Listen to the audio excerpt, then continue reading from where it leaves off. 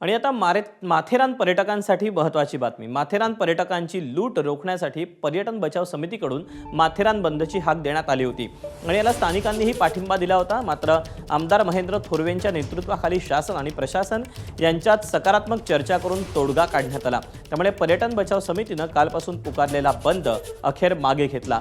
पर्यटन व्यवसाय सुरळीत सुरू राहावा यासाठी आवश्यक उपाययोजना करण्यात येणार असून माथेरानमध्ये पर्यटकांचं पुन्हा स्वागत केलं जाणार आहे असा विश्वास आमदार महेंद्र थोरवेंनी व्यक्त केला।